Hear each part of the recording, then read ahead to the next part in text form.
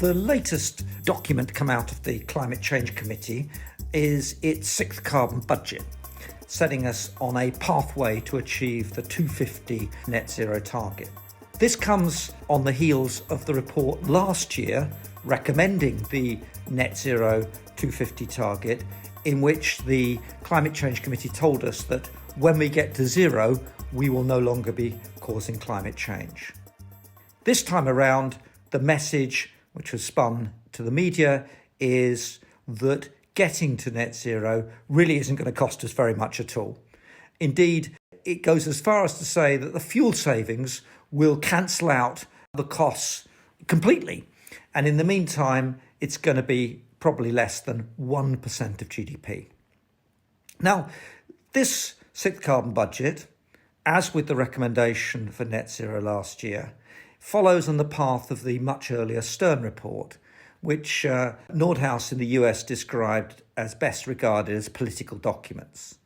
And of course, these are political documents. This is a political process, and the Climate Change Committee understandably wants to egg on the government to make ever more robust and demanding targets and intermediately objectives to get to the goal which the law requires we achieve.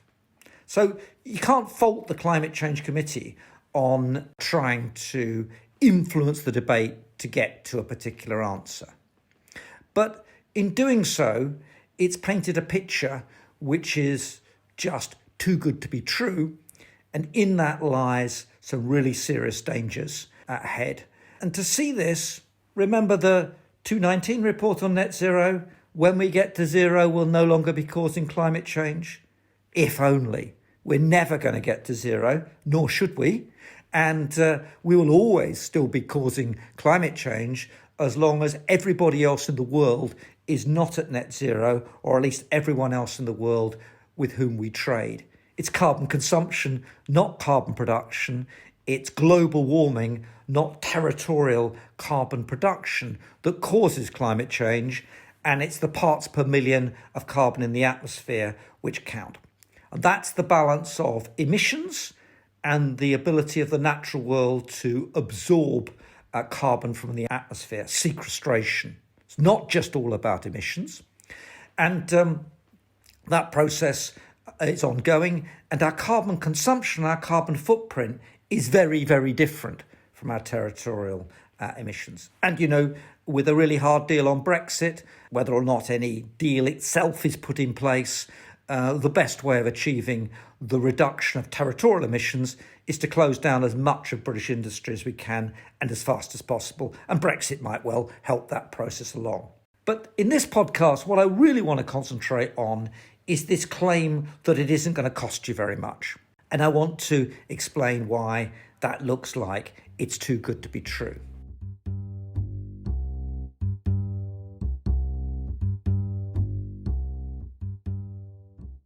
To start off, let's give the Climate Change Committee the benefit of the doubt.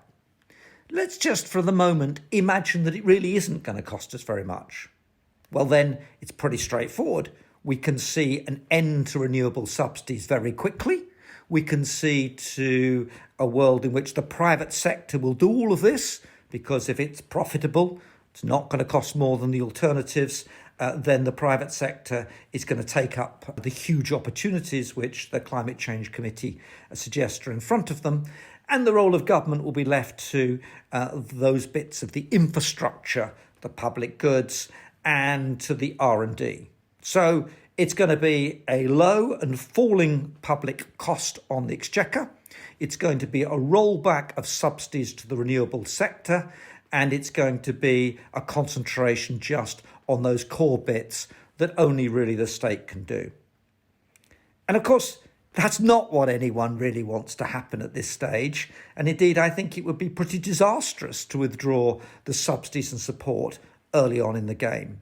The truth is that the transition is going to need a lot of government support and a lot of public expenditure. And you can see that in the next bit in the saga, which is the spin from the government ahead of the Energy White Paper. What did the Sunday newspapers say ahead of the Energy White Paper? It's all about making sure that suppliers don't screw the customers and making sure that people get the cheapest deals on offer. It's all about bringing down the electricity bills across the board, getting rid of that claimed monopoly rent, that loyalty tax, and producing cheaper energy. And this doesn't really add up, does it? So let's think who's going to pay for this lot and what it's going to cost. One way of thinking about what it costs is to ask, what would the carbon tax have to be in order to ensure that we met the trajectory of the sixth carbon budget and got ourselves all the way to net zero in 2050? Do you think it would be naught? Do you think it would be £20 a tonne of carbon? Or do you think it'll be 50 or 60 or more? Now, just for the thought experiment, if our only main instrument was a carbon tax, I put it to you, that carbon tax would have to be pretty high. And that's not consistent with the idea it's all cheap. And that's not what the government wants the voters to believe.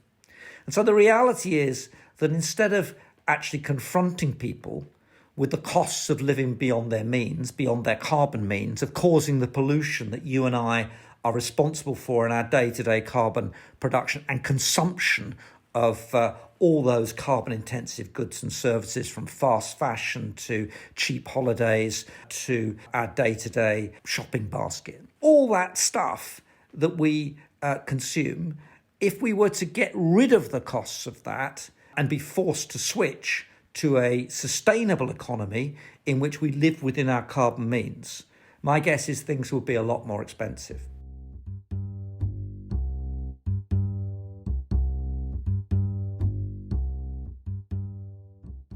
And this is where the dangerous bit comes. You tell people it isn't going to cost them very much. And you know what? They probably believe it. They're told it from all dimensions. The BBC, in looking at this claim about the costs on its website, refers to anyone who questions the cost as a skeptic. I mean, come on. We must be able to challenge the costs and not be accused of not caring about climate change, which I passionately do. So that sort of cost, that sort of carbon tax would be quite onerous. And now think through to the politics of who would pay it. So the median wage in Britain is 24,000. That means that half the population earn less than 24,000 a year. They're already maxed out on the cost of living. For that bottom half of the population, there have been virtually no real increases in their wages for maybe over a decade. They're going to struggle when the interest rates go up and they have to pay for their housing costs, and all the other utility bills follow as inflation almost inevitably comes forward to address the sheer scale of the fiscal and monetary stimuli that we've been having, in part due to coronavirus, but also the pre-coronavirus return to fiscal expansion. So all that lot is cost to come to those people on 24,000 or below. And now tell them on top, you know what, we're going to do net zero and it's going to cost you quite a lot. They're not going to pay.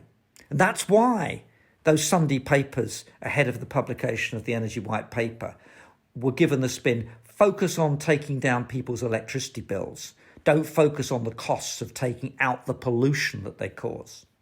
And you can find littered in the Climate Change Committee's document costs that sort of may or may not be in that 1% of GDP, etc., and in the bills. So converting houses from gas and oil central heating, it slips in that it might cost 6,000 to 8,000 a household. You do the maths, 14 million owner-occupied houses, and then all the rented sector on top. Who's going to pay? And the answer again and again and again is that actually it's the government that's going to pay for this. It's the taxpayer that's going to pay for the marginal extra capital expenditure and investment, not the median or below median customer in their bills. They're going to get cheaper electricity. Oh, and they're going to get decarbonisation as well.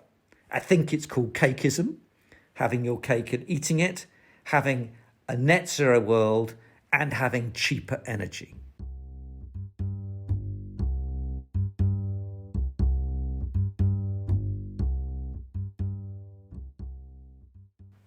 So if we think through how this plays out, what's going to happen when the taxpayers and the customers realise that 1% is probably not going to be the cap on the costs that we're all going to have to bear, and rightly bear? I'm no sceptic about the need to do this stuff. I'm simply sceptical about people who tell me I'm going to have my cake and eat it. So let's just think what happens. So the bills go up. The households find regulation bearing down on their gas central heating.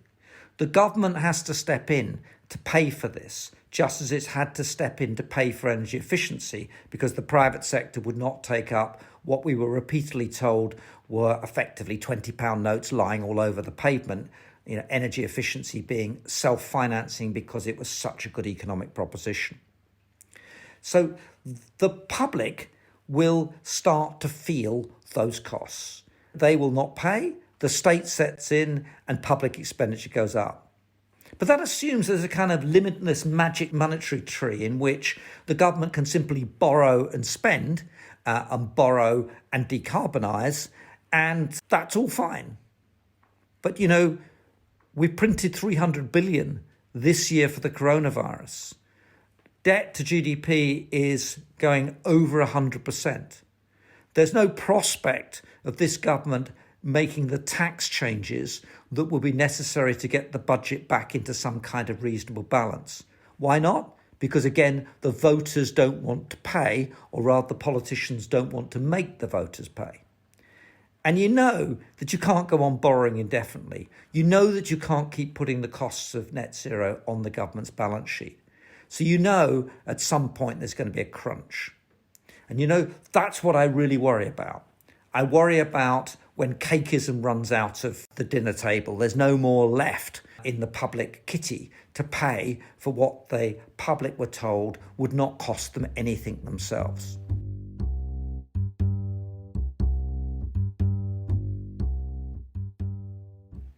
And so we come full circle. The Climate Change Committee needs to spell out the extent to which emissions and sequestration bring together into our carbon consumption. We need to look at our carbon-intensive lifestyle. We need to remember that we're living well beyond our climate and environmental means. And yes, it means that net zero is going to cost. It's going to be a cost which in my view is well worth paying, because if we don't pay it, we will end up with an unsustainable and therefore an unsustained economic position for the globe. So time to get real, time for a bit of that Churchillian blood, sweat and tears, time to tell the truth, because the truth will out, and this mirage of free nirvana, cakeism, will turn out to be really rather unpleasant as it unwinds when voters told it was all for low cost or for free find out it most certainly isn't. Thank you.